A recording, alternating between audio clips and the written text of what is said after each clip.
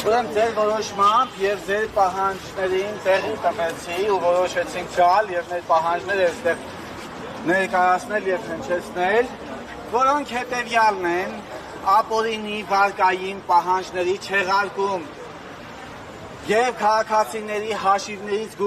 գողացված գումարների փոխհատուցում։ Սա է եղել մեր պահանջը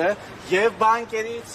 եւ կենտրոնական բանկին, եւ քննչական կոմիտեին, եւ բոլոր մարմիններին, հատկապես կառավարությանը։ Կառավարությունը այստեղ շատ անելիքներ ունի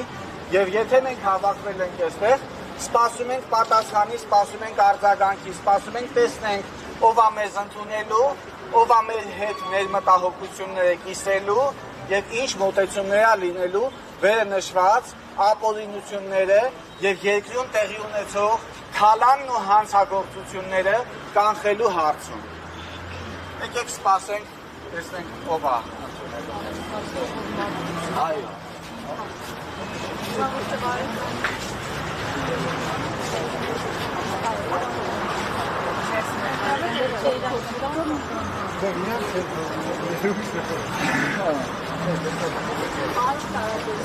Can.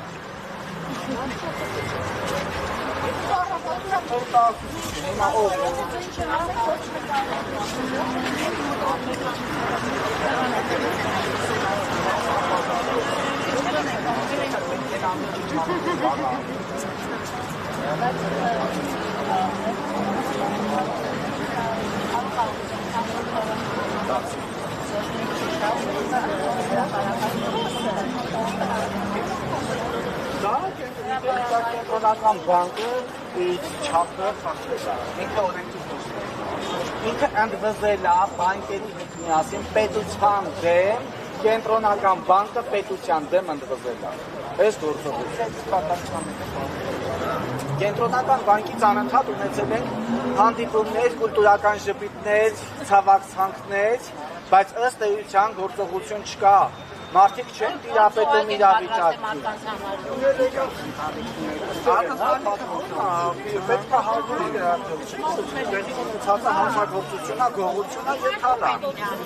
Եվ դա իրականացնում են բանկերը։ Իսկ բանկերի վերահսկող մարմինը դա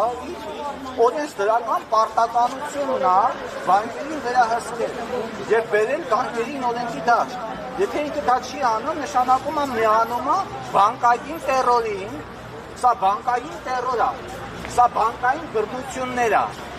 Ինքը միանում է այդ դաշտին եւ այդ վարքագծով այո ընդվզում է պետության դեմ։ Ինքը ներկա պահին պետության դեմ է, հա? Որովհետեւ պետական այլ մարմինները այլ կերպ հրապարակային արձագանքել են, իսկ իրանք հրապարակային այդպես էլ չեն արձագանքում։ Նենք ծածուկ, գախնի, տակից, բանկային ոճով, տերորի ոճով, սա ֆինանսական տերոր է։ Սա բանկերի կողմից բռնություններ է ուղղակի քաղաքացիների նկատմամբ։ Մենք ունենք գրավոր դիմումներ 300-ից արդեն ավելի։